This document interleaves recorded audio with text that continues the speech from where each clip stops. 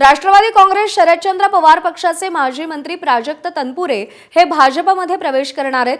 30 मे रोजी प्राजक्त तनपुरे कमळ हाती घेणार असल्याची माहिती विश्वसनीय सूत्रांनी एबीपी माझाला दिली आहे। त्यातच अहिल्यानगरची स्थानिक स्वराज्य संस्थेच्या विधान परिषदेची उमेदवारी भाजपकडून तनपुरे यांना मिळणार असल्याची चर्चा सुरू असताना भाजपचे देवळाली प्रवराचे नगराध्यक्ष सत्यजित कदम यांनी मात्र विधान परिषदेच्या उमेदवारीसाठी इच्छा व्यक्त केली आहे। सत्यजित कदम हे भाजपचे माजी आमदार चंद्रशेखर कदम यांचे चिरंजीव आहेत।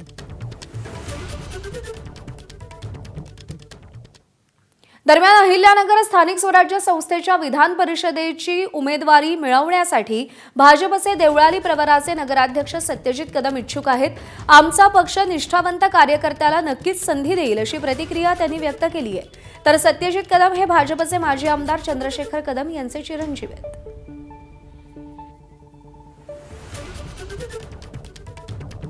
पार्टीकडे इच्छा व्यक्त केली होती की मलाही लढायचंय।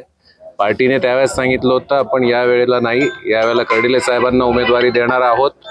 आपण 2019ला विचार करू, त्याप्रमाणे मी कामही करत होतो। 2019लाही मला पार्टीने थांबवलं, परंतु आता विधान परिषदेची निवडणूक लागलेली आहे आणि त्या निवडणुकीसाठी जे काही भारतीय जनता पार्टीकडून इच्छुक उमेदवार आहेत त्यामध्ये मी स्वतः इच्छुक आहे। जर पार्टी एकनिष्ठांचा विचार करणार असली तर त्यामध्ये माझंही नाव आहे। प्राजक्त तनपुरेंच्या भाजप प्रवेशावर विधान परिषदेचे सभापती आणि भाजपचे नेते राम शिंदेंनी काय म्हटलंय पाहूया। की या क्षणापर्यंत भारतीय जनता पार्टीचे ते उमेदवार असतील का नसतील या संदर्भामध्ये कुठली अधिकृतरित्या चर्चा झालेली नाही।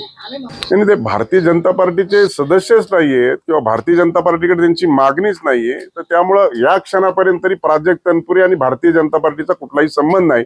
पण माननीय मुख्यमंत्री महोदयांनी त्यांना जे राहुरी पोटनिवडणुकीमध्ये सांगितलं आणि प्राजक्त तनपुरेंनी ऐकलं, हे त्रिकालाबाधी सत्य आहे। आताच निवडणूक झालेली आहे, त्यामुळे आता त्यांच्या दोघांमध्ये किंवा वरिष्ठांमध्ये काय निर्णय झालेत ते कदाचित आपल्याला योग्य वेळी कळतील।